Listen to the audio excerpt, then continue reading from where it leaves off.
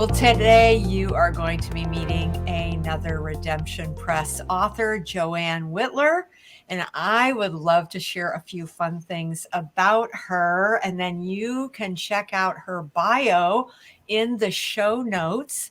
And first of all, welcome to the podcast, Joann. It is great to have you with us. Oh, thanks for having me. You bet.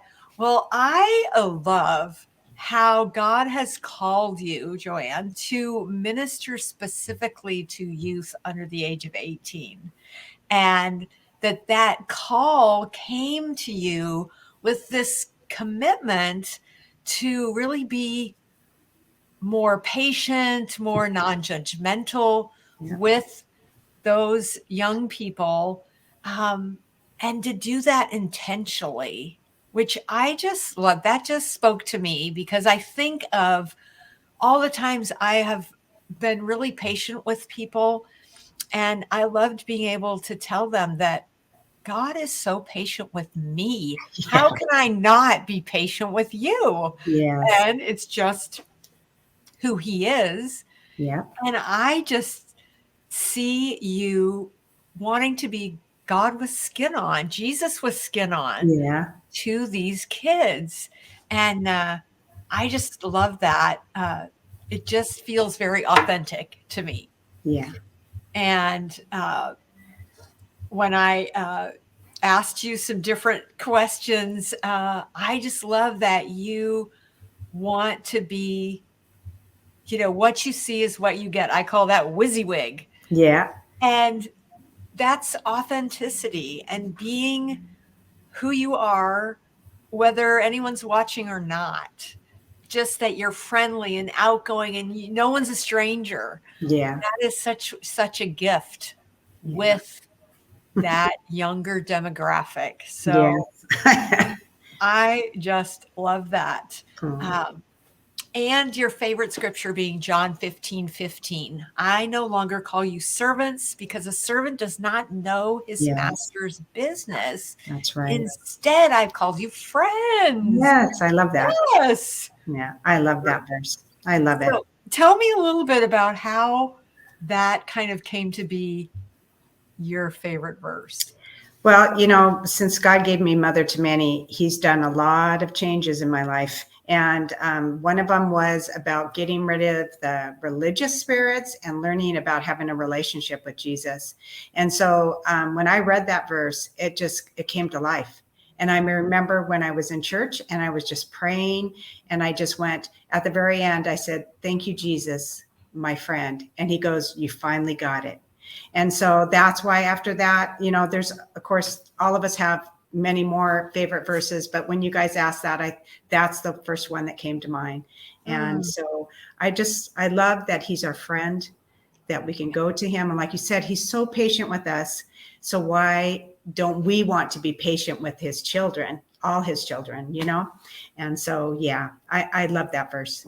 I love it when they come to life to you. Yes, really they glow on the page. Yeah. And you just go, "Oh my gosh, he wants to be my friend. He calls me friend." Yeah. So well, that sounds like it was a defining moment for you. Yeah, it was. It was an aha moment, and I even like our scripture that we have for our ministry, when he kept on saying the least of these.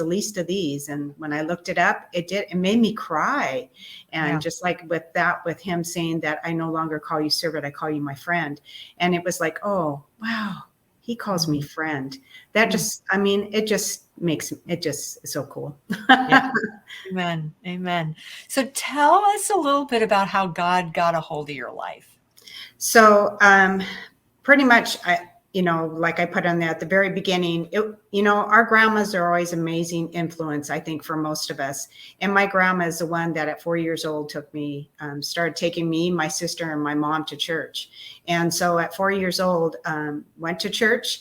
And of course, it was real fun because we were back in the nursery and the pastor's son, we were all goofing around. I remember hitting my head on one of the pews, and the whole church had to look back at us because it was such a loud noise. But after that, it was like I enjoyed going to church, and especially with my grandma. And then when she moved, I would get on my bike and ride. I didn't know which church was. It wasn't the church that she took me to, but it was a different two churches. There was a Lutheran and Assembly of God right next to each other, and so I would take turns going to either one because I didn't know which one is the one that she took me to, you know? So I got a little taste of both of them, but that's where God got a hold of me. And that's where my story, I think, of course, for him, for God, our story began before we were born. But for me, I believe knowing Jesus, getting to know who he was, started at the age of 4. So you also kind of mentioned wandering away a few times as you were growing up. Tell us kind of what that looked like and how God drew you back. Well, I think the cool thing is, and I talked to other people about this, is that when we do walk away from God, it's like he has a rope and he only lets you go so far.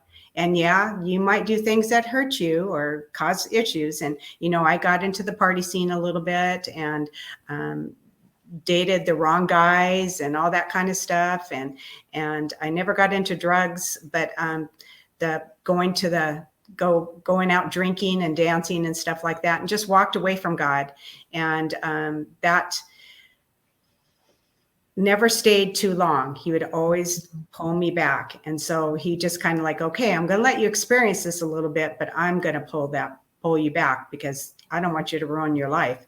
And so, because I have a plan for you and I want you to to fulfill that plan, even though it did take me until I was in my 50s. But yeah, just pretty much just going out and drinking and dating too many guys and just not doing things that I should have been doing it. If I was living the right way. Right. Yeah. So tell us a little bit, as you know, you've grown in the Lord and gone through hills and valleys like we all do. What's one way you've seen God bring restoration within maybe a circumstance where you made a bad choice or someone else's bad choice affected you, where you then saw him restore and bring good out of it? Well, I think that would be like the relationship with my dad. You know, my dad was a Pierce County deputy. And so my dad saw a lot of the bad stuff. And so he was very strict with us kids growing up, and he was very distant. He was not a huggy type of dad, or said, I love you and all that kind of stuff. All those things that a young girl needs. They need to have that love from their dad. And of course, because of that, then I would try to find it in other men. But once God gave me mother to many, because I still had a lot of that hurt and stuff. And he even told me, he says, you know, for you to go and do what I've called you to do, you have to let go of a lot of that hurt. You have to break down those walls to be able to go and honestly let people know I've overcome that. So when God started taking down those walls, he started showing me my dad's life of growing up, and that it was hard for him, and he didn't have that love, and he had that rejection. And so he just kind of brought it into his family once he got married to my mom. And so as God started showing me that, it started to give me more compassion for my dad and to let go of that anger and that hurt. Does he upset me at times? Yeah, he still does. But that's my dad. And I just have learned to say, that's my dad. And, you know, he's a man of God. He believes in God and has a great faith. And so, and God has worked on his life too, because now every time we call and talk, my dad says, I love you when we leave the phone. So that's totally changed. And so God, I believe, really restored and gave me, I'm always the first one he calls when he needs somebody. He knows I'm the reliable one out of 5 kids. So that's always impressive. So, but yeah, so I believe that's one area that God really restored and changed. And I so appreciate it.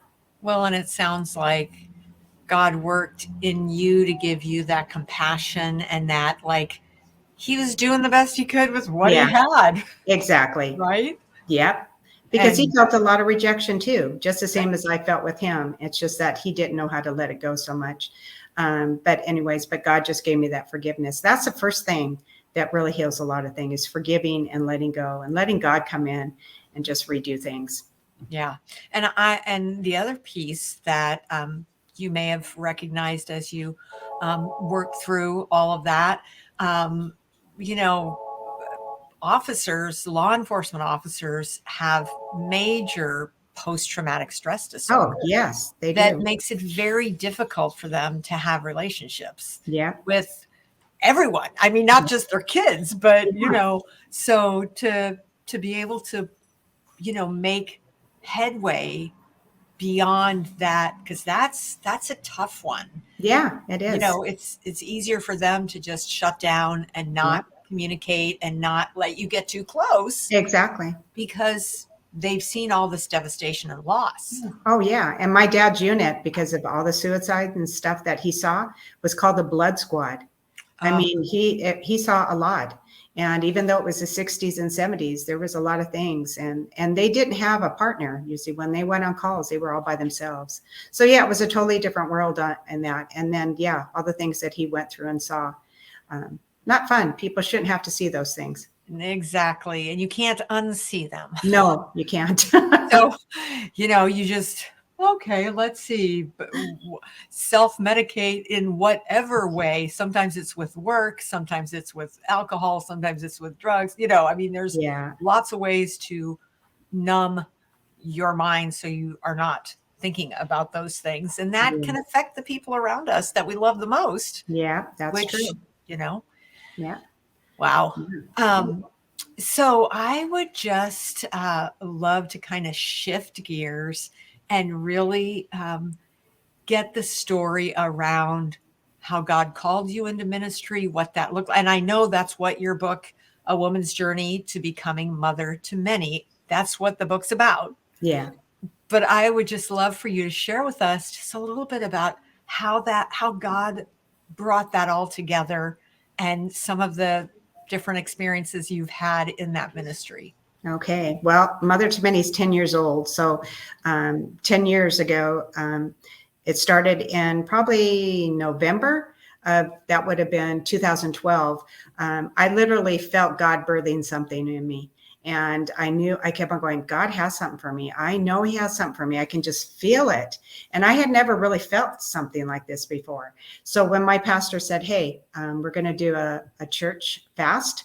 And I says, okay, I hear God's voice, but I really want to hear God's voice. I want to make sure if he's got something for me, I'm going to do that fast. So I went off sweets, and boy, did I, at church, it was like 2 weeks later during the fast, I just heard him clearly. He says, you're going to be the mother to many. And of course, anybody would be going, whoa, okay, what do you have for me? Am I supposed to have another baby? I'm 52 years old. There's no cotton picking way. I'm going to have a baby, or am I going to adopt? What does that all mean? And so then a week later, again at church, just praying. And then I heard the homeless teens. Well, there again, you have different ways of thinking. What does that all mean? And, God usually never reveals everything all at once. It's always in pieces. And so it was pretty much the next 6 months trying to kind of listen and try to understand, pray. And so after 6 months, I knew it was time to quit my job and really focus on what God wanted me and my husband to do. So anyways, so once we did that, we did get ahead of God. And that was the one thing that was kind of funny. One time I was just talking to God and I said, you know what? I don't quite know where I'm supposed to go, or am I doing this right? And he says, well, Joann, first of all, what happens when you lead and not let me lead? And I go, things go a little slower. And he says, that's right. He says, why don't you let me lead? And I says, okay. So anyways, but that was after we had taken a few wrong turns. We thought we were going to have a house and all that good stuff for kids. But as soon as we got into the skate park, God opened the floodgates. It was like, whoa, okay, we are definitely, and what's so funny is at the very beginning of us doing this, I met with a lady that told me the best way to meet kids is at skate parks. But because I had outside influences come in and kind of say, oh, homes are really what is needed now for kids and all that, that's when I took the detours. So, but after that, almost 2 years, then we went to the skate park. And then, like I said, then God he let me know you are where I want you to be. And then that's where we went to our first park. Then 6 months later, he gave us 2 more parks. And then it just kept on going from there. So it's really cool what God has done with this. And then plus, it doesn't matter how old you are, God will use you. And, and the one reason I believe we're at the skate parks is those kids look at us more as maybe grandparents instead of parents, because everybody that helps me is pretty much older. I think even Diana, she's, I think, our youngest, and she's almost 60. But everybody else is in their 60s and 70s. I think somebody might even be in their 80s. I don't know. Yeah. Wow. So that's pretty much what God has done with this. So give me an example of, you don't have to use their real name if you don't want to, but just give me an example of how God created an opportunity for you to just speak into a young person's life and to then watch him work and produce some fruit from that.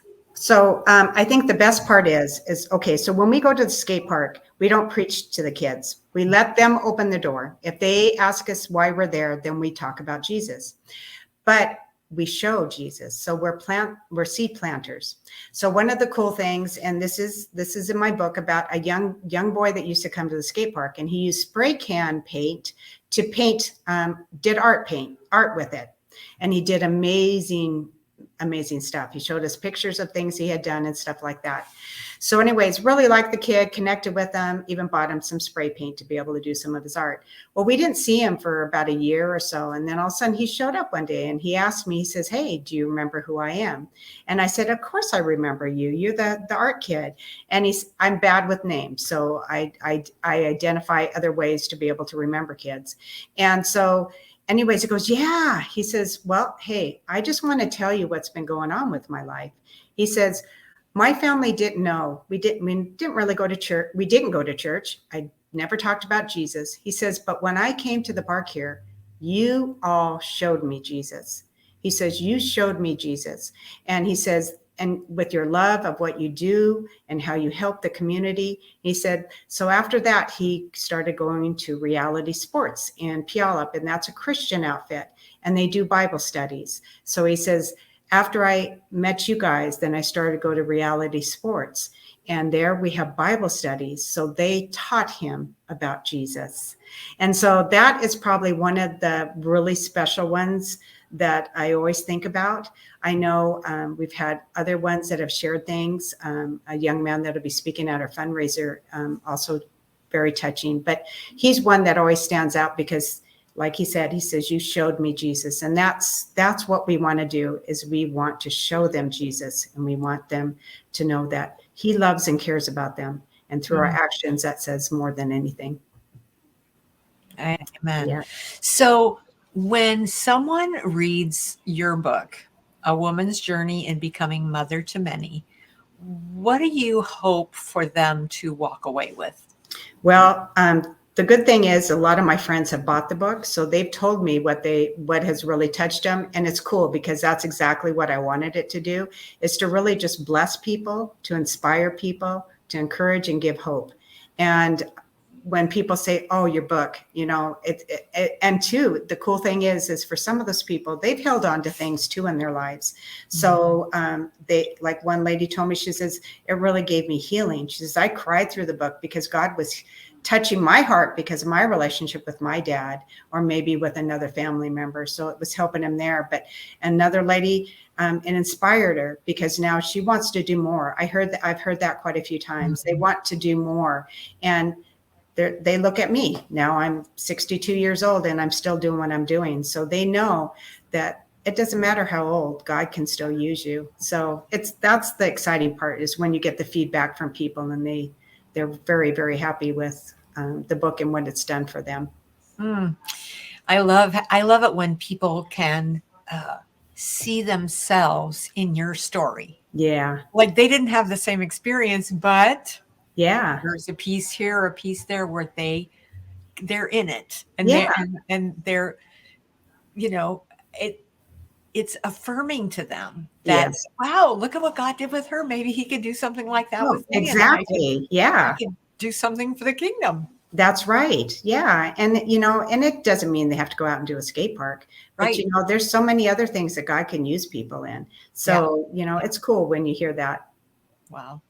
Yeah. So good. So if we have some people listening today, watching today, what's the best place if they want to reach out to you, find out more about the ministry, more about you, maybe have you come speak, whatever, what's the best way for them to do that? So if they want to find out more about Mother to Many, they can go to our webpage, which is www.mother, and it's the number 2, many.org, or they can email me at info@mothertomany.org.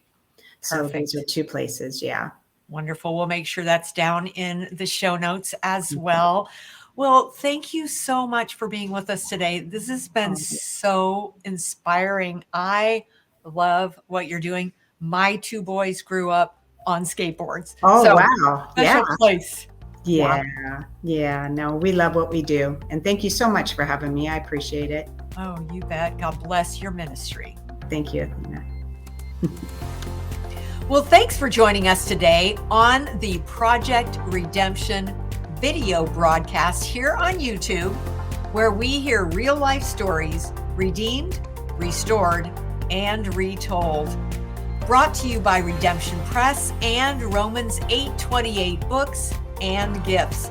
We would love to have you review, like, share this broadcast/podcast so that more people find out about the amazing stories of God's redemption restoration that we love putting in the spotlight here on this broadcast.